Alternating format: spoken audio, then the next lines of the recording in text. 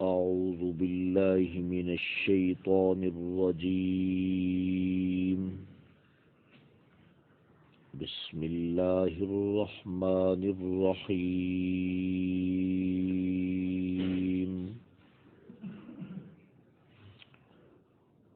ولا تتمنوا ما فضل الله به بعضكم على بعض.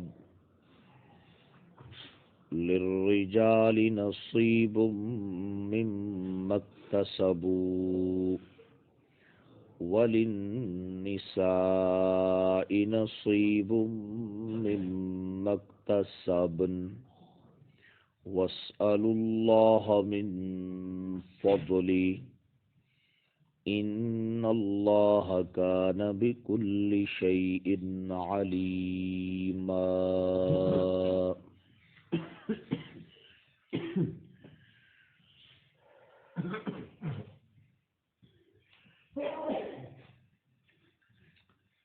بحمد اللہ تعالی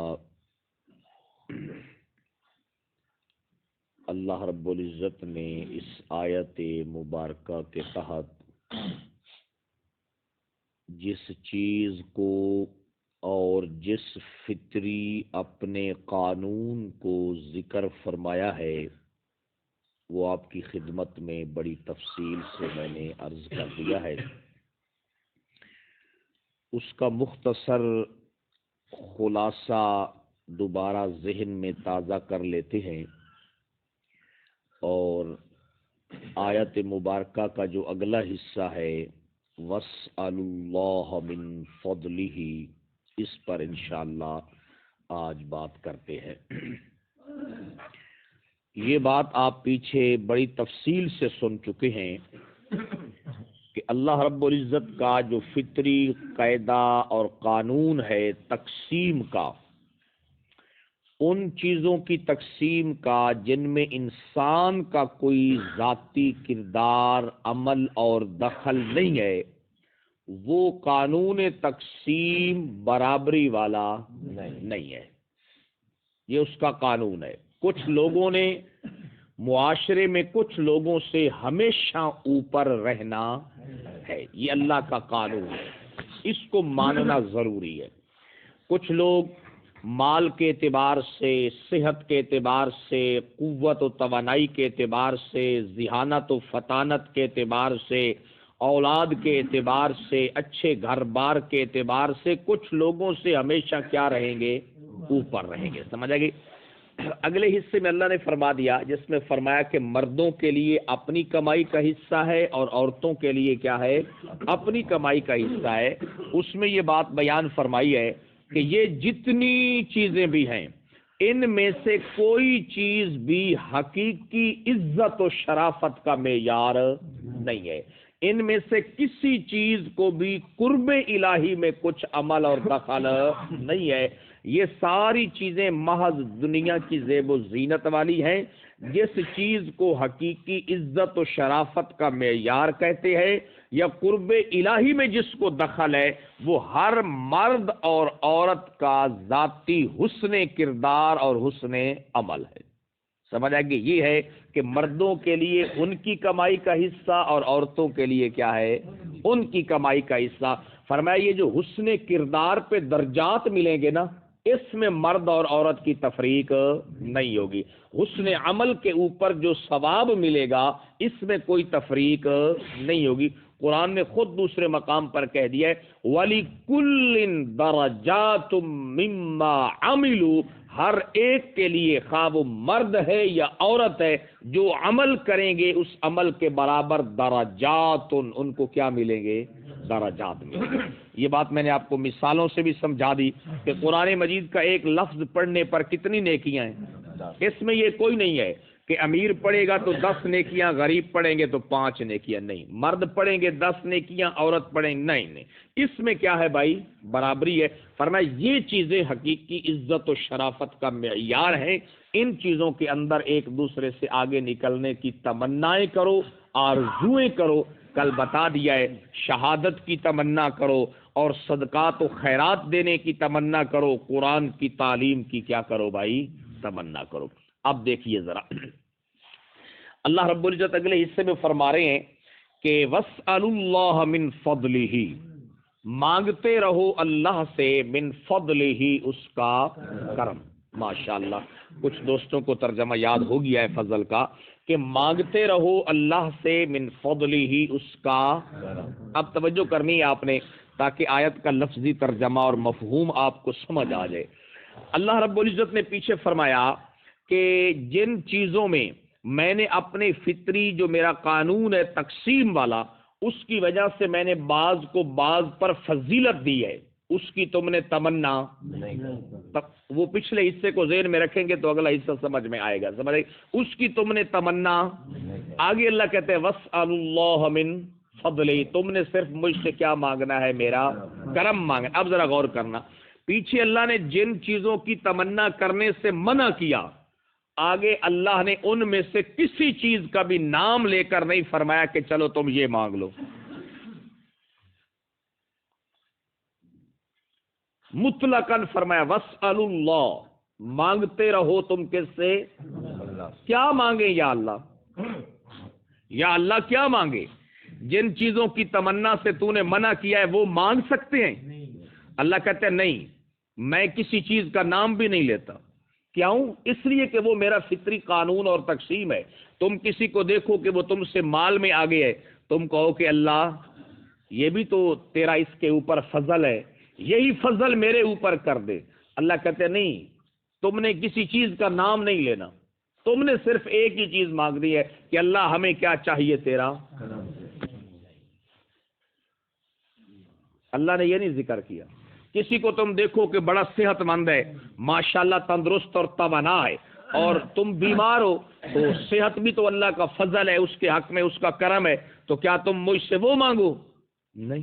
فرمایا وَاسْأَلُوا اللَّهَ مِن، تم نے اپنے سے زید جس کے جس کمال کو دیکھا ہے نا، اس کا نام لے کر مجھ سے نہیں مانگنا۔ وَاسْأَلُوا اللَّهَ مِن، تم نے مجھ سے صرف میرا کرم مانگنا ہے۔ تو سمجھ آئیے بات، اللہ نے ذکر نہیں کیا کہ یہ مانگو یہ مانگو یہ مانگو، یہ تم نے کمال دیکھا دوسرے میں کہ وہ تم سے اس میں آگے ہے، وہ تم سے اس میں آگے ہے، وہ تم سے اس میں آگے ہے، جس میں تم کسی کو اپنے سے آگے دیکھو وہی مجھ سے مانگو، نہیں۔ فرمایا تم نے صرف ایک چیز مانگنی ہے، کون سی؟ کرم مانگنا۔ کیا ہوں؟ توجہ فرمائیں ذرا، مفسرین نے بہت لمبا کلام کیا ہے، میں خلاصہ عرض کرنے کی کوشش کروں گا آپ کے لیے۔ فرماتے ہیں کہ اصل بات یہ ہے کہ اللہ رب العزت کا جو کرم ہے نا ہر آدمی پر، وہ جدا جدا ہے۔ ہر آدمی پر جو اس کا فضل اور اس کا جو کرم ہے نا، اس کے ہونے کی جو حیثیت اور طریقہ ہے وہ کیا ہے بھائی؟ علیحدہ علیحدہ۔ کیونکہ قانون تقسیم بھی تو اس نے رکھنا ہے نا، قانون تقسیم کو بھی تو اس نے برقرار رکھنا ہے نا، تو اس کا فضل الہی جو ہے، اب وہ فرما رہے ہیں کہ دیکھو کچھ لوگوں کے حق میں مالدار ہونا یہ اس کا فضل ہے، کچھ لوگوں کے حق میں مالدار ہونا ہی اس کا کیا ہے بھائی؟ فضل ہے۔ کیوں بھائی؟ اللہ کے نبی صلی اللہ علیہ وسلم نے فرمایا کاد الفقر ان یکون کفرا، کچھ لوگ اپنے ایمان میں اتنے مضبوط اور تگڑے نہیں ہوتے، ان پہ غربت آ جائے تو ان کے بارے میں خطرہ ہوتا ہے کہیں کافر نہ ہو جائیں، تو ان کے حق میں ان کا مالدار رہنا ہی کیا ہے؟ فضل ہے۔ کیونکہ آپ لوگ تو گھروں میں بیٹھے رہتے ہیں نا، ٹائم نہیں ہوتا، آپ باہر نکلیں آپ کو پتہ چلے کہ کتنے کتنے لوگ صحیح عقیدوں کو چھوڑ کر کفر اختیار کر رہے ہیں، اس کے پیچھے کوئی دلائل نہیں ہے، اس کے پیچھے مال ہے۔ اور پھر جب ہم ان کے پاس جاتے ہیں تو کہتے ہیں آپ کے مذہب نے آج تک ہمیں دیا کیا ہے؟ کیا دیا ہے؟ آپ ہمارے پاس آ گئے ہیں، ہم جن کے ساتھ چلے ہیں یہ دیکھو، اب سائیکل بھی نہیں ملتا تھا، گاڑیوں پہ اعظم لونا چل رہا ہے۔ ہم اس کے پاس گئے، اس نے علی اعلان کہا کیا کہ سب دیا کیا ہے آپ کے مذہب نے ہمیں؟ کاد الفقر ان یکون، ہر آدمی جو ہے وہ غربت کے اوپر رہ کے رب پہ راضی نہیں رہ سکتا، یہ اللہ کا انتخاب ہے۔ اللہ جانتے ہیں کہ اس بندے کا مالدار ہونا یہ فائدہ مند ہے، اگر اس سے مالداری چھین لوں گا یہ میری ذات سے اعتماد کوئی کیا کر دے گا؟ بھاگ جائے گا میری ذات سے، کافر بن جائے گا۔ وہ وسیم رضوی کو دیکھ لو، انڈیا میں جا کر ہندو بن گیا ہے۔ الطاف حسین کو دیکھو، ہندو بن گیا ہے۔ کس لیے بنا ہے؟ کیا دلائل دیکھے ہیں؟ کیا دیکھا ہے؟ کاد الفقر ان یکون، ہر شخص کے حق میں فضل الہی جدا جدا ہے، اور کچھ لوگ وہ ہیں کہ ان کے حق میں غریب رہنا ہی ان کے ایمان کی ضرورت ہے۔ اگر ان کو مالدار بنا دیا جائے گا تو لبغوا فی الارض، وہ زمین میں کیا کریں گے؟ فساد کریں گے۔ سمجھ آئے گی؟ ہر آدمی بھی رج پچا سکتا، سمجھ آئے گی؟ اور کچھ لوگ ایسے ہیں کہ ان کے حق میں عزت و منزلت جو ہے کہ ان کا دنیا میں بڑا ہونا، نامور ہونا، یہی ان کے لیے فضل الہی ہے، اور کچھ لوگوں کے حق میں گمنامی جو ہے یہ کیا ہے؟ فضل۔ کچھ لوگوں کے حق میں اولاد کا ملنا یہ فضل الہی ہے، اور کچھ لوگوں کا اولاد سے خالی رہنا یہ بھی اس کا کیا ہے؟ فضل۔ کیونکہ کس کے لیے کس چیز میں کرم ہے یہ ہم نہیں جانتے، یہ کون جانتا ہے؟ اللہ جانتا۔ اس لیے اس نے دیکھو نا، حضرت موسیٰ اور جناب خضر کے واقعے میں دیکھو، مفسرین اس طرف لے گئے بات سمجھانے کے لیے کہ جناب خضر علیہ السلام اور کلیم اللہ جا رہے تھے، تو کشتی کے والے واقعے کے بعد خضر علیہ السلام نے بچے کو کیا کر دیا تھا؟ وہ بڑا، اور اس کے باپ سے پہلے تو کلیم اللہ بول پڑے، کیوں قتل کیا ہے؟ کہا پہلے آپ سے نہیں کہا تھا جو میں جانتا ہوں وہ تم چپ کر کے، اچھا ٹھیک ہے جی اب میں نہیں بولوں گا، میری معذرت قبول کر لو۔ پھر وہ دیوار ٹھیک کرنے والا واقعہ ہو گیا۔ پھر جب جدا ہونے لگے تو کلیم اللہ کو خضر علیہ السلام نے کیا بتایا کہ میرے رب نے مجھے یہ چیز بتائی ہے کہ یہ بیٹا باپ کے حق میں فائدہ مند، اللہ اس کے بدلے میں اس کو بیٹی دے گا جو اس کے حق میں زیادہ فائدہ۔ میرے اور آپ کے لیے کون سی چیز فائدہ مند ہے؟ کس چیز میں اس کا کرم ہے؟ مالداری میں ہے، عزت و شہرت میں ہے، صحت و بیماری میں ہے، اور اولاد میں ہے، بیٹوں میں ہے، بیٹیوں میں ہے، کس چیز میں ہے؟ میں اور آپ نہیں جانتے، لیکن جس حالت میں بھی وہ ہمیں رکھے گا اس حالت میں بھی ہمیں اس کا کرم چاہیے، لیکن ہمارے لیے کرم کی کون سی صورت بہتر ہے وہ ہم نہیں جانتے۔ اس لیے رب نے یہ نہیں کہا فلاں مانگو فلاں مانگو فلاں مانگو، بس فرمایا صرف کیا مانگو؟ مجھ سے میرا۔ سمجھ آئیے بات؟ ہاں یہ بات ہے اصل میں۔ اللہ فرما رہے ہیں وَاسْأَلُوا اللَّهَ مِن، مفسرین فرما رہے ہیں، کہتے ہیں کہ قرآن مجید میں کچھ دعائیں ایسی ہیں جو جامع دعائیں ہیں، ایسی دعائیں ہیں جو کیا ہیں؟ جامع دعا کا کیا مطلب ہے؟ جس میں ہر چیز ہے، جس میں کیا ہے؟ فرماتے ہیں کہ ایک جامع دعا تم پیچھے سورۃ بقرہ میں پڑھ چکے ہو، ربنا آتنا فی الدنیا، کوئی دنیا کی ایسی بھلائی جو اس آیت میں نہ ہو، وفی الآخرۃ وقنا، فرماتے ایک جامع دعا وہ ہے، اور دوسری جامع چیز یہ ہے کہ واسألوا اللہ من، یا اللہ ہم تو اس سے تیرا کرم مانگتے ہیں۔ سمجھ آئی؟ اب اللہ ہی جانتا ہے کہ قانون تقسیم کے اعتبار سے ہمارے حق میں اس نے کس کرم کا فیصلہ کیا ہے۔ سمجھ آ گئی؟ یہ ہے اس کی رضا۔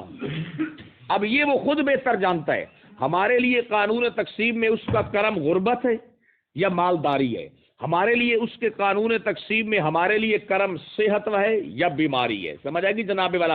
عزت و شہرت ہے یا گمنامی ہے، اولاد والا ہونا ہے یا بغیر اولاد کے ہونا ہے، یہ قانون تقسیم کو ہم نہیں جانتے، مگر قانون تقسیم میں سے جو چیز بھی اس کی طرف سے ہمارے پاس آئے گی اسی کا نام کیا ہوگا؟ کرم ہوگا، اسی کا نام کیا ہوگا؟ کرم ہوگا۔ سمجھ آئے گی؟ تو اس لیے اللہ رب العزت نے کسی خاص چیز کا ذکر نہیں کیا کہ جس کو تم جس چیز میں اوپر دیکھو کہیں مجھ سے وہی نہ مانگنے لگ جاؤ، نہیں، وہ چیز نہیں مانگنی، تم نے صرف مجھ سے کیا مانگنا ہے؟ میرا۔ اسی وجہ سے 5 مرتبہ یہ دعا حدیث پاک کے اندر آپ دیکھیں کہ سکھلائی گئی ہے کہ جب بھی آپ مسجد سے باہر نکلیں تو کیا پڑھیں؟ اللہم انی اسألک من فضلک۔ اب آپ کے دل میں جو بھی چاہت ہے آپ اس فضل سے وہی چیز مراد لے لیں، اللہ میرے اوپر بھی کرم کر دے۔ کیا کرم میں چاہتا ہوں وہ دل کی باتیں کون جانتا ہے؟ اللہ جانتا ہے، لیکن اس سے مانگے تو صحیح نا جناب والا۔ اب آپ یہ دیکھیں کہ دوسری بات مفسرین فرما رہے ہیں کہ اللہ کا کرم ایسی چیز ہے جس سے کوئی بھی مستغنی نہیں ہے، جس سے کوئی بھی مستغنی اور بے پرواہ۔ سب سے پہلے اس آیت مبارکہ میں جس جماعت کو حکم دیا جا رہا ہے وہ کون سی جماعت ہے؟ صحابہ کرام کی جماعت ہے۔ تو پتہ چل گیا کہ اللہ کا کرم صحابہ کے ہاتھ میں بھی نہیں ہے، کس کے ہاتھ میں ہے؟ اللہ کے اپنے ہاتھ میں، کیونکہ اللہ ان کو کہہ رہے ہیں وَاسْأَلُوا اللَّهَ مِن فضلی۔ اسی وجہ سے آپ سورۃ آل عمران میں سن چکے ہیں، اللہ نے اپنے حبیب سے فرمایا قل، میرے حبیب جی اعلان کر دیجئے کہ ان الفضل بید اللہ، کرم کس کے ہاتھ میں ہے؟ اللہ کے ہاتھ میں۔ اگر یہ کسی اور کے ہاتھ میں ہوتا، اللہ کسی اور کو امت میں سے دیتے تو یقیناً ابو بکر، عمر، عثمان و علی کو دیتے، مگر اللہ سب صحابہ کو کہہ رہے ہیں کہ ان باتوں کو چھوڑ دو، وَاسْأَلُوا اللَّهَ مِن فَضْلِهِ، تم اللہ سے کس چیز کو مانگتے رہو؟ اس کا کرم مانگتے رہو۔ دیکھو جی، تو اللہ رب العزت کا جو کرم ہے، اللہ رب العزت کا جو فضل ہے، وہ ہر ایک کے لیے یکساں ہوگا یا جدا جدا؟ بھئی قانون تقسیم جب ذہن میں آئے گا نا، پھر انشاءاللہ یہ بات اچھے طریقے سے سمجھ میں آ سکتی ہے۔ دیکھیے ذرا، تو فرمایا کہ وَاسْأَلُوا اللَّهَ مِن فَضْلِهِ، مانگتے رہو اللہ سے، من فضلہ، اس کا کرم۔ اس طرح آپ دیکھیں، اگر کوئی بندہ کسی بیمار کو دیکھے تو اس وقت اللہ کے نبی نے دعا سکھلائی ہے کہ یہ دعا مانگو، الحمدللہ الذی عافانی مما ابتلاک بہ وفضلنی۔ وہاں پر فضل، وہاں پر کرم کیا ہے کہ جس بیمار کو صحت مند دیکھے وہ کہہ رہے اللہ میرے اوپر صحت والا کرم ہے، یہ کرم میرے اوپر ہمیشہ رکھنا۔ یہ کرم کیا ہے؟ میرے اوپر ہمیشہ رکھنا، کیونکہ نعمتیں دینے والا بھی وہی ہے، نعمتوں کو باقی رکھنے والا بھی وہی ہے۔ اسی وجہ سے اللہ کے حبیب دعا مانگا کرتے تھے، اللہم انی اعوذ بک من زوال نعمتک، اے اللہ میں تو اس سے پناہ مانگتا ہوں کہ تیری کوئی نعمت میرے پاس سے زوال پذیر ہو جائے۔ سمجھ آ گئی؟ نعمتیں دینے والا بھی وہی ہے، نعمتوں کو دوام دینے والا بھی کون ہے؟ اللہ ہے۔ سمجھ آ گئی؟ تو اب دیکھیے قرآن مجید میں بہت ساری مقام ہیں جن میں اللہ رب العزت نے فرمایا کہ ایسے لوگوں کو میرا فضل ضرور ملے گا، ایسے لوگوں کو میرا کرم۔ ان میں سے صرف ایک مقام آپ کی خدمت میں عرض کرتا ہوں، یہ اسی صورت کے اندر جو صورت ہماری چل رہی نا، سورۃ النساء، اس کے آخری رکوع میں اللہ رب العزت نے کچھ لوگوں کا تذکرہ کیا ہے، اور اللہ فرماتے ہیں کہ ان کو تو میں ضرور اپنا کرم عطا کروں گا۔ دیکھیے ذرا، اللہ فرماتے ہیں کہ بالکل آخر میں 175 نمبر آیت ہے، اللہ فرماتے ہیں تین انعام اللہ نے ذکر کیے ہیں۔ اللہ فرماتے ہیں فَأَمَّا الَّذِينَ آمَنُوا بِاللَّهِ، بہرحال وہ لوگ جو ایمان لائے کس پر؟ اب توجہ کرنا ذرا تاکہ بات سمجھ میں آ جائے، اللہ کرے اس بات کی آج بڑی اشد ضرورت ہے اہل ایمان۔ فَأَمَّا الَّذِينَ آمَنُوا بِاللَّهِ، بہرحال وہ لوگ جو ایمان لائے، کاش کہ آپ عربی جانتے، اگلے الفاظ کی گہرائی تک آپ پہنچ سکتے۔ پیچھے یہ لفظ گہرائی کے ساتھ میں نے عرض کر دیا تھا، جہاں پر اللہ نے فرمایا وَاعْتَصِمُوا بِحَبْلِ اللَّهِ، وَاعْتَصِمُوا بِحَبْلِ اللَّهِ، سب مل کر اللہ کی رسی کو ایویں پکڑ لو۔ کس طرح؟ اعتصام کا مطلب کیا ہوتا ہے؟ مضبوطی سے پکڑ لو، مضبوطی سے، کہ وہ رسی چھوٹنے، کیونکہ اس نے ٹوٹنا نہیں ہے، وہ صرف تم سے چھوٹ جائے گی، تم سے کیا ہے؟ اس لیے مضبوطی سے پکڑو۔ کس کو؟ اللہ کی۔ سورۃ نساء میں اللہ کہہ رہے ہیں جن کو میں اپنے کرم میں ضرور داخل کروں گا نا، اس کے لیے دو شرطیں ہیں۔ پہلی شرط یہ ہے کہ آمنو، ان کا میرے اوپر کیا ہو۔ نمبر دو، واعتصموا بہ، پھر انہوں نے مجھ کو مضبوطی سے پکڑ بھی رکھا ہو، میری ذات کو انہوں نے کبھی پھر چھوڑا۔ مضبوطی سے پکڑنے کا کیا مطلب ہوتا ہے؟ چنگا جفا پاونا، چمٹ جاونا، کہ اگلا وہ اس سے جان چھڑا۔ اللہ کہتے ہیں جس نے میرے اوپر ایمان لایا، ایمان لانے کے بعد پھر اس نے صرف مضبوطی سے مجھے ہی پکڑے رکھا۔ مضبوطی سے کیا ہے؟ مجھے ہی پکڑے رکھا۔ اس نے مجھے میرے ساتھ وہ چمٹ گیا، میرے ساتھ اس نے جفا لگا لیا۔ تو اللہ فرماتے ہیں فَسَيُدْخِلُهُمْ فِي رَحْمَةٍ مِّنْهُ، میرا وعدہ ہے میں اس کو اپنی رحمت میں ضرور داخل کروں گا، وہ میری رحمتوں میں کیا ہے؟ ضرور داخل ہوگا۔ آگے فرمایا وَفَضْلٍ، وہ میرے کرم میں ضرور داخل۔ لیکن اصل چیز کیا ہے؟ ایمان کے بعد اللہ کی ذات کے ساتھ پھر کھڑے رہنا، اللہ کی ذات کے ساتھ پھر کیا ہے؟ وَاعْتَصَمُوا، اللہ کی ذات کو مضبوطی سے تھامنا۔ اللہ کی ذات کو مضبوطی سے تھامنا کیا ہے؟ آج ہم دیکھ رہے ہیں کہ اپنے حالات میں، اپنی حاجات میں، مشکلات میں، مسائل میں، پریشانیوں میں جو راستہ اللہ نے بتایا ہے صرف اسی پہ رہنا اور طرف نہ جانا، یہ ہے اللہ کو تھامنا۔ سمجھ آ گئی بات؟ پھر ہمارے پاس تو بڑے طریقے ہیں نا نکلنے کے جناب والا، اور کوئی طریقہ ہو یا نہ ہو، مولوی جو ہے کم کریں دے پینسی میں تھوڑا جی ہے پاڑا، سمجھ آ گئی جناب والا۔ قیامت کے دن بات مولویوں کے اوپر نہیں بنے گی، آپ کو سناتا رہتا ہوں، نہیں بنے گی خدا کی قسم۔ انبیاء میں سے ہماری بات ہمارے نبی پر بنے گی، کتابوں میں سے قرآن پر بنے گی۔ سمجھ آ گئی؟ آپ پتہ نہیں کیا ہم سنتے رہتے ہیں۔ ساری اولاد آدم مل کر آدم علیہ السلام کے پاس جائے گی یا نہیں جائے گی؟ آدم علیہ السلام کی ایکشن میں لیکا مار دیتا ہے سارے جنت بڑھ جاؤ، یا وہ کہیں گے نفسی نفسی جاؤ آگے جاؤ آگے جاؤ، میں تو بات کرنے کی بھی طاقت نہیں رکھتا۔ سمجھ آ گئی بات؟ یہ آیت مبارکہ، اس کو ذرا بعد میں پھر دیکھنا کہ ہم میں سے کون ہے جو اپنے حالات میں، اپنے مسائل میں اس کو تھامے رکھتا ہے، اور کون ہے جو اس کو چھوڑ کے بھاگ جاتا ہے۔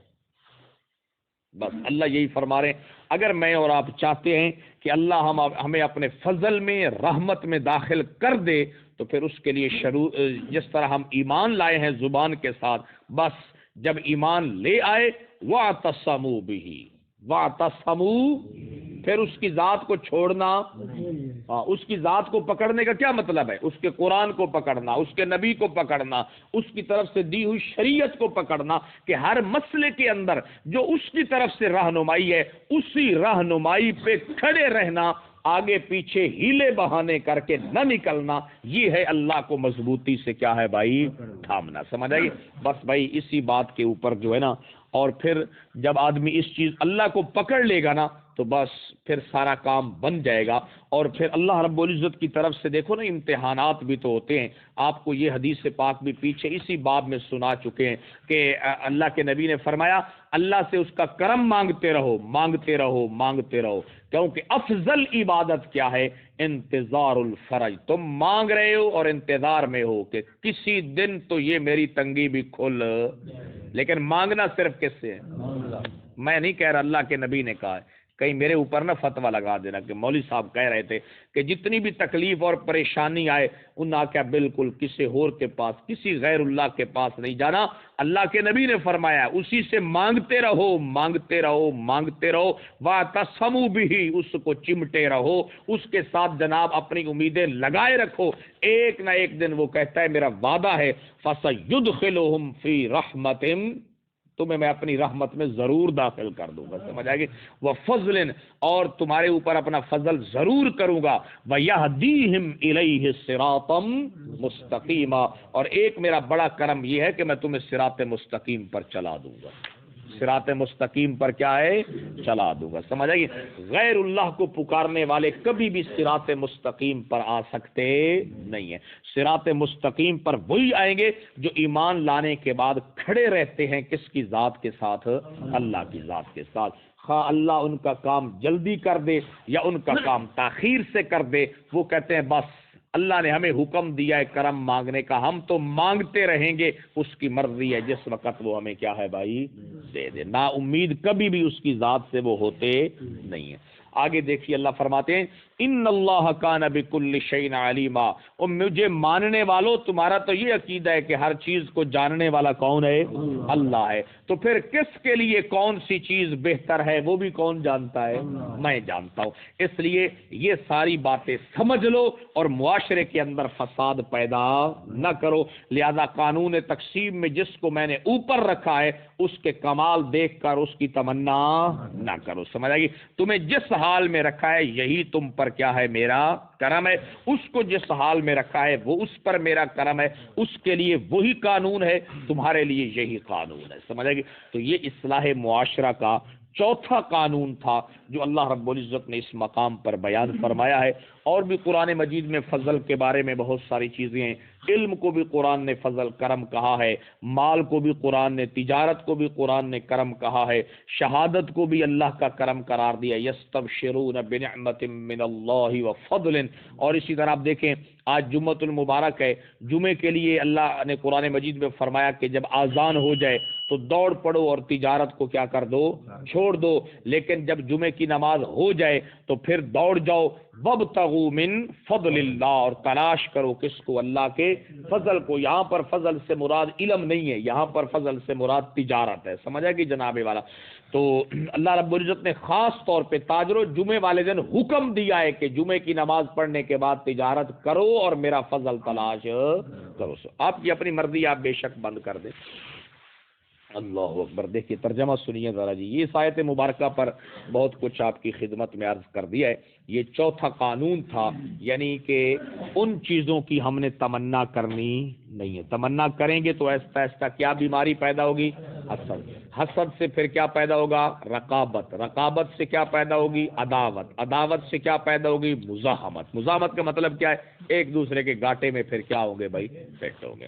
ترجمہ سنیے، فرمایا جی وَلَا تَتَمَنَّوْا مَا فَضَّلَ اللَّهُ بِهِ بَعْضَكُمْ عَلَى بَعْضٍ، اور نہ آرزو کرو، نہ تمنا کرو، نہ خواہش کرو، نہ ہوس رکھو، ما ان چیزوں کی جن میں اللہ نے فضیلت دی ہے تم میں سے ایک کو دوسرے پر۔ لِلرِّجَالِ نَصِيبٌ مِّمَّا اكْتَسَبُوا، مردوں کے لیے حصہ ہے ان اعمال میں سے جو انہوں نے کیے، اور عورتوں کے لیے حصہ ہے ان اعمال میں سے جو انہوں نے کیے۔ وَاسْأَلُوا اللَّهَ مِن فَضْلِهِ، تم اللہ سے صرف کیا مانگتے رہو، اس کا کرم۔ جڑی شے جڑے بندے دی ویکھی ہو نہیں منگنی، سمجھ آ گئی نا، کیا مانگنا ہے، صرف اس کا کرم مانگنا ہے، سمجھ آ گئی جناب والا، کیونکہ وہ جانتا ہے کہ اس کے حق میں کون سی چیز بہتر ہے۔ ان اللہ کان بکل شیء علیما، کیونکہ تمہارا تو یہ عقیدہ ہے کہ ہر چیز کو جاننے والا کون ہے۔ اللہم انت السلام